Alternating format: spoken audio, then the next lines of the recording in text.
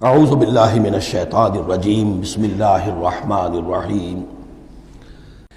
اب آ گئی وہ آیت کہ جس سے استدلال کیا گیا ہے کہ ایمان بالرسالت نجات کے لیے ضروری نہیں ہے۔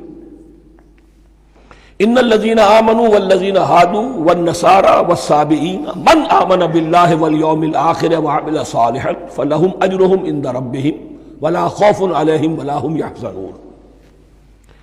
یقیناً جو لوگ ایمان لائے، اور اس سے مراد ہے جو ایمان لائے حضور پر، محمد پر صلی اللہ علیہ وسلم، والذین ہادوا، اور جو یہودی ہو گئے، والنصارى، اور نصرانی، والصابئین، اور صابی وہ لوگ تھے عراق کے علاقے میں رہتے تھے جو کہتے تھے کہ ہم دین ابراہیمی پر ہیں، لیکن ان کے ہاں بھی بہت کچھ بگڑ گیا تھا۔ جیسے حضرت ابراہیم کی نسل، حضرت اسماعیل کی نسل بگڑ گئی تھی، تو اس طرح وہ بھی بگڑ گئے تھے۔ ستارہ پرستی زیادہ تر ان کے ہاں تھی۔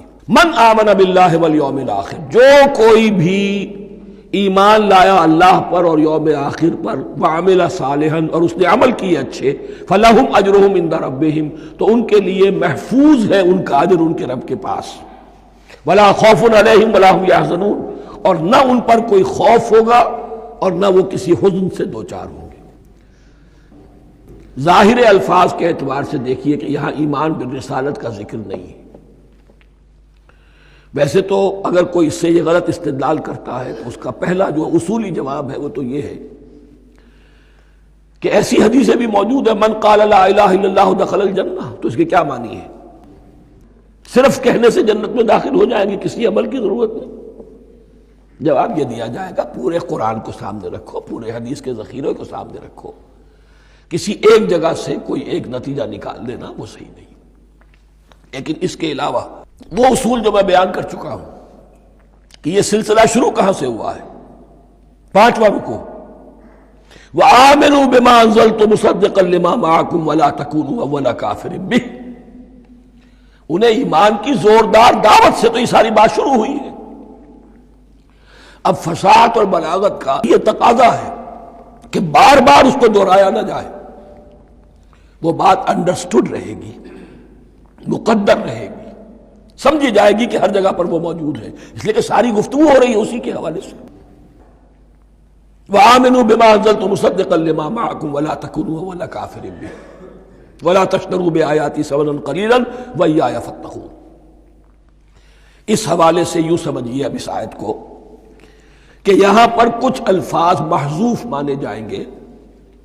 ان الذین آمنوا والذین ہادوا والنصارى والصابئین من آمن باللہ والیوم الآخر وعمل صالحا فی ایامہم فلہم اجرہم عند ربہم ولا خوف علیہم ولا هم یحزنون۔ ہر دور میں جبکہ ابھی حضرت عیسیٰ نہیں آئے تھے تو جو بھی یہودی تھے اس وقت تک، حضرت موسیٰ کے ماننے والے، وہ جو بھی اللہ پر ایمان رکھتے تھے اور نیک عمل کرتے تھے، آخرت کو مانتے تھے، ان کی نجات ہو جائے گی۔ لیکن حضرت عیسیٰ کے آنے کے بعد ان کو نہیں مانا، اب وہ کافر قرار۔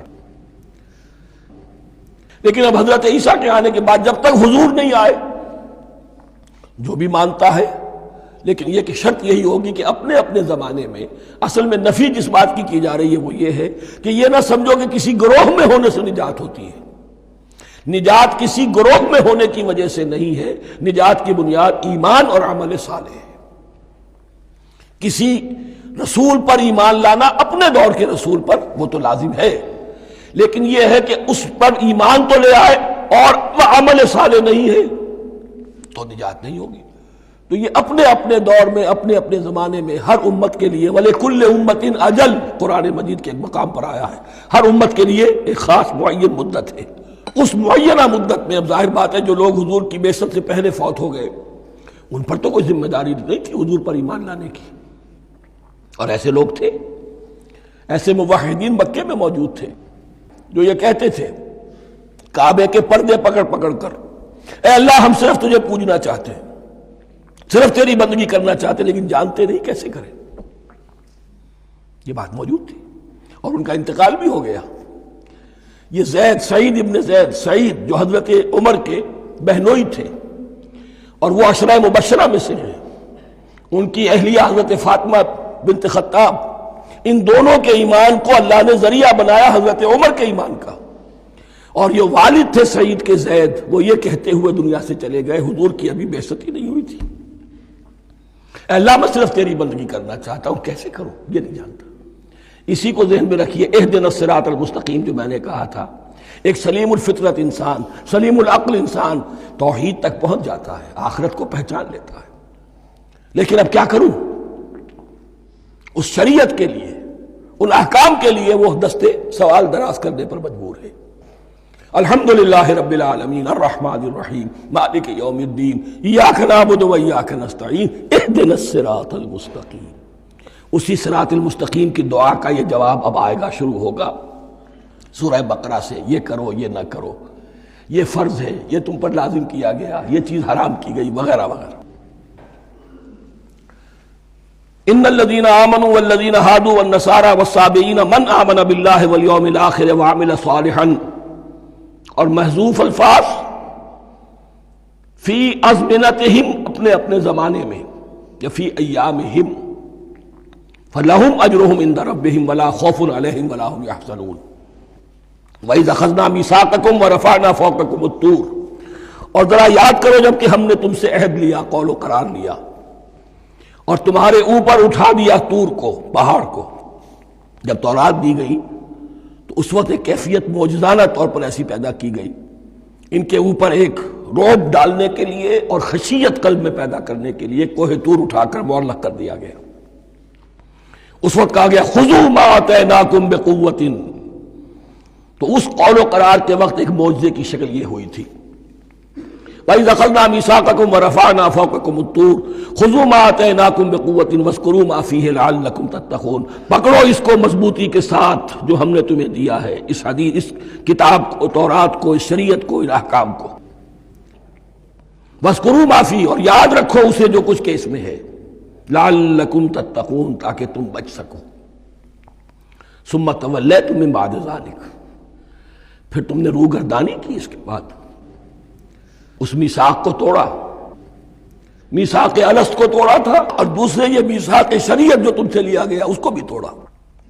ثم تولیتم من بعد ذلک فلولا فضل اللہ علیکم ورحمتہ لکنتم من الخاسرین، پھر اگر اللہ کا فضل تمہارے شامل حال نہ ہوتا اور اس کی رحمت تمہاری دستگیری نہ کرتی رہتی، بار بار تمہیں معاف کیا، تمہیں مہلت دی، تو اگر یہ چیز نہ ہوتی تو اسی وقت سے تم خسارہ پانے والے اور تباہ ہونے والے ہو جاتے۔ وَلَقَدْ عَلِمْتُمُ الَّذِينَ اعْتَدَوْا مِنْكُمْ فِي السَّبْتِ، اور تمہیں خوب معلوم ہے تم میں سے وہ لوگ جنہوں نے سبت کے قانون کو توڑا، حد سے تجاوز کیا۔ یہ واقعہ تفصیل کے ساتھ سورہ اعراف میں آئے گا کہ ان کی شریعت میں ہفتے کا روز معین کر دیا گیا تھا، کوئی دنیاوی کام نہیں ہوگا۔ آج بھی وہ لوگ جو ہے سبت کو، جو بھی پریکٹسنگ جیوز ہیں، وہ اس کی پابندی کرتے ہیں، وہ بڑی شدت سے کرتے ہیں۔ لیکن ایک زمانے میں ایک خاص ان کا قبیلہ تھا کہ جس نے ایک بڑے ہی شرعی ہیلہ ایجاد کر کے اس قانون کی دھجیاں بکھیری، تفصیل ہم پڑھیں گے سورہ اعراف میں۔ وَلَقَدْ عَلِمْتُمُ الَّذِينَ اعْتَدَوْا مِنْكُمْ فِي السَّبْتِ، اور تمہارے علم میں ہے تمہارے وہ لوگ کہ جنہوں نے سبت کے قانون کے ضمن میں خلاف ورزی کی، فَقُلْنَا لَهُمْ كُونُوا قِرَدَةً خَاسِئِينَ، تو ہم نے کہہ دیا ان کو کہ ہو جاؤ ذلیل بندر، ان کی شکلیں بس کر دی گئی، انہیں بندروں کی شکل میں تبدیل کر دیا گیا۔ فَجَعَلْنَاهَا نَكَالًا لِمَا بَيْنَ يَدَيْهَا، پھر ہم نے اس واقعے کو یا اس بستی کو ایک بنا دیا مثال، لوگوں کے لیے ان کی عبرت کے سامان بنا دیا، ان کے لیے بھی جو سامنے موجود تھے اس زمانے کے لوگ، اور ان کے لیے بھی جو بعد میں آنے والے تھے، وَمَوْعِظَةً لِّلْمُتَّقِينَ، اور اسے ایک نصیحت، ایک سبق آموزی کی بات بنا دیا اہل تقویٰ کے لیے۔ صدق اللہ العظیم۔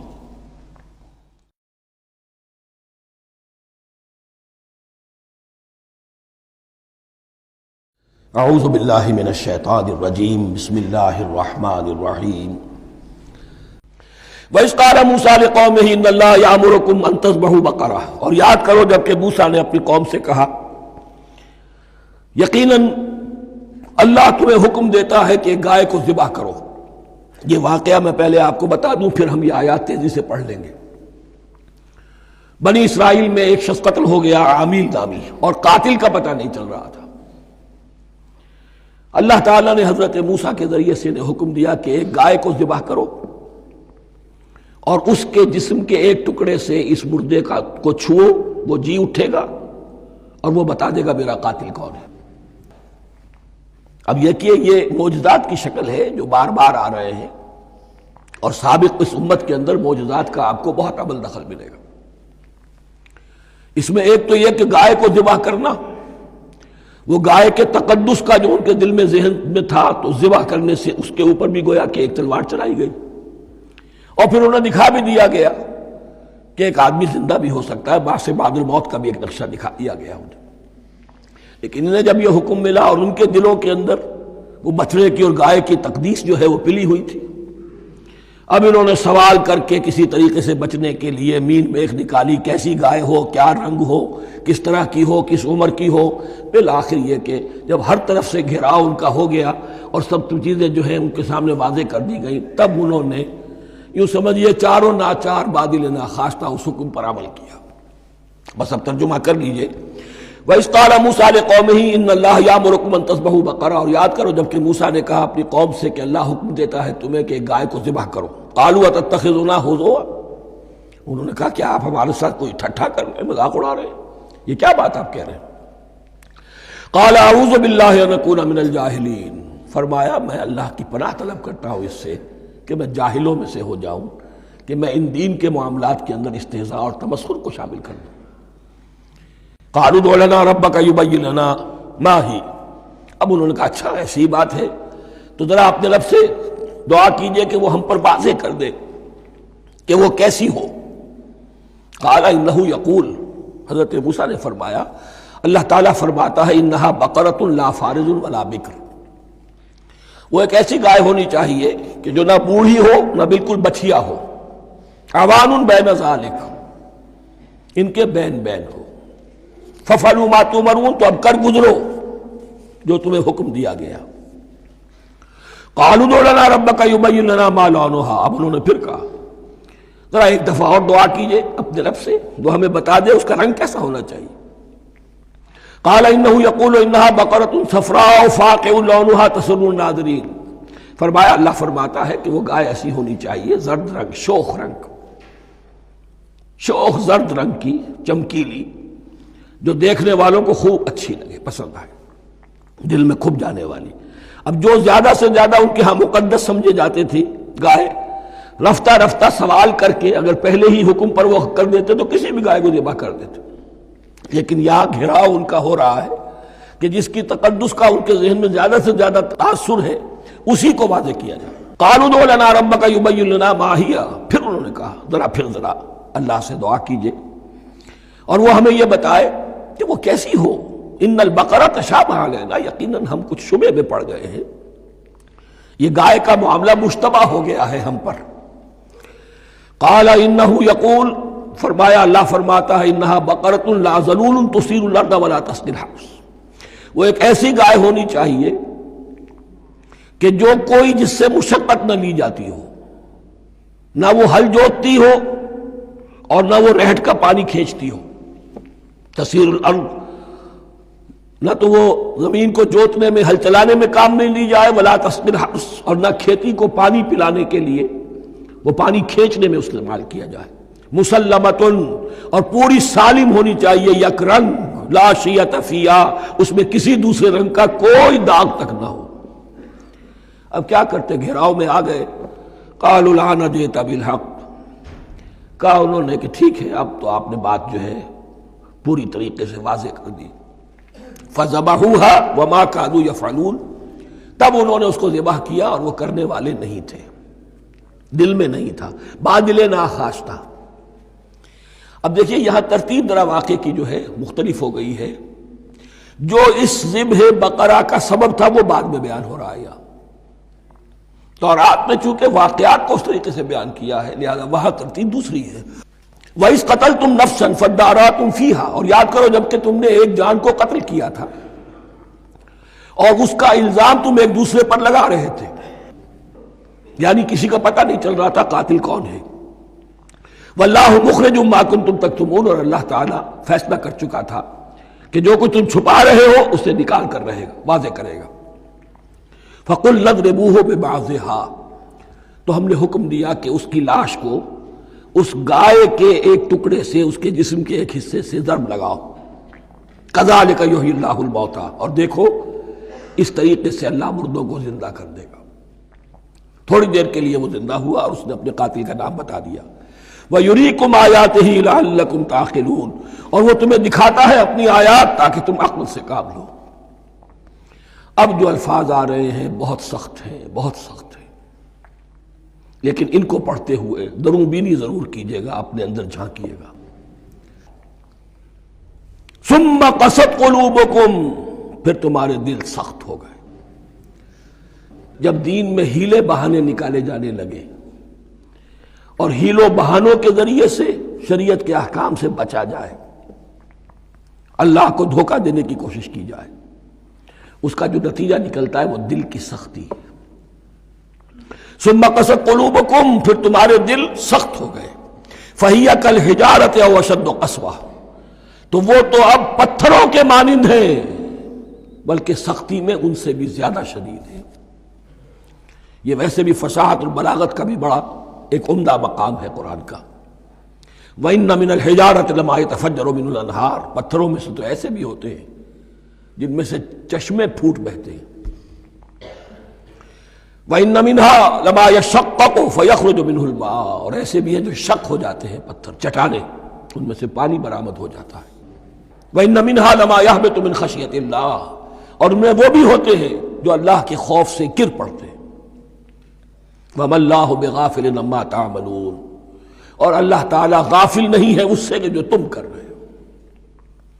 یہ کیفیت جو ہے ثم قست قلوبکم فہی کالحجارۃ او اشد قسوہ، ہے کون؟ یا بنی اسرائیل اذکروا نعمتی التی انعمت علیکم وانی فضلتکم علی العالمین، جن پر 1400 برس ایسے گزرے کہ کوئی لمحہ ایسا نہ تھا کہ نبی موجود نہ ہو، جنہیں 3 کتابیں دی گئیں۔ لیکن یہ کہ اپنی بدعملی، عقائد میں بھی مین بیخ کر کے اپنے آپ کو بچانے کے راستے نکال لینا، اعمال میں بھی ہیلوں کے ذریعے سے، کتاب الحیل کے ذریعے سے اپنے آپ کو ذمہ داریوں سے مبرہ کر لینا، اس کا نتیجہ پھر یہ نکلتا ہے۔ اللہ تعالیٰ مجھے اور آپ کو اس انجام بد سے بچائے۔ صدق اللہ العظیم۔